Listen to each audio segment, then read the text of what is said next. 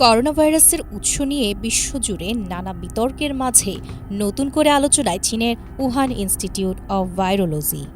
তবে এবার বিতর্ক শুধু চীনকে নিয়ে নয়, খোদ যুক্তরাষ্ট্রের অর্থায়নে সেখানে ঝুঁকিপূর্ণ গবেষণা চালানোর তথ্য প্রকাশ পেয়েছে।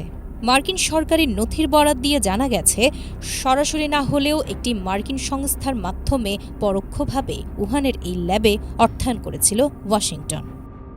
মার্কিন সরকারের স্বাস্থ্য গবেষণা প্রতিষ্ঠান ন্যাশনাল ইনস্টিটিউট অব হেলথ এর ফান্ড থেকে প্রায় $6 লক্ষ দেওয়া হয়েছিল ইকো হেলথ অ্যালায়েন্স নামের একটি মার্কিন সংস্থাকে। পরবর্তীতে সেই অর্থের একটি অংশ উহান ল্যাবের সাথে যৌথ গবেষণায় ব্যবহৃত হয়। 2014 থেকে 2019 সালের মধ্যে হওয়া এই গবেষণার মূল উদ্দেশ্য ছিল বাদুড়ের করোনা ভাইরাস কীভাবে মানুষের শরীরে ছড়াতে পারে তা খতিয়ে দেখা।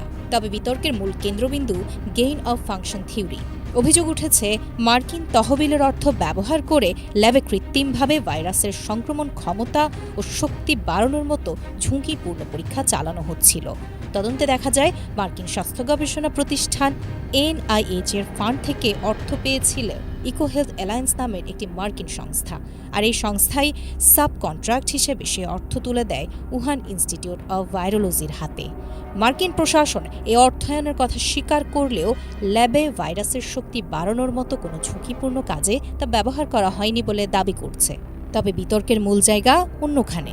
মার্কিন আইন প্রণেতা ও বিজ্ঞানীদের একাংশের দাবি, উহান ল্যাবে মূলত গেইন অফ ফাংশন গবেষণা চলছিল, অর্থাৎ কৃত্রিম উপায়ে ভাইরাসের সংক্রমণ ক্ষমতা ও শক্তি বাড়িয়ে পরীক্ষা করা হচ্ছিল, যা অত্যন্ত ঝুঁকিপূর্ণ।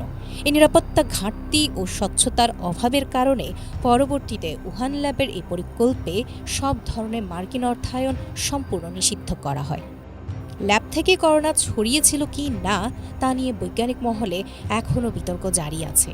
তবে বেইজিং আর ওয়াশিংটনের মধ্যকার তীব্র রাজনৈতিক টানাপোড়েনের মাঝে উহানের ল্যাবে মার্কিন ডলারের এ বিনিয়োগ এখন এক অনস্বীকার্য ঐতিহাসিক সত্য।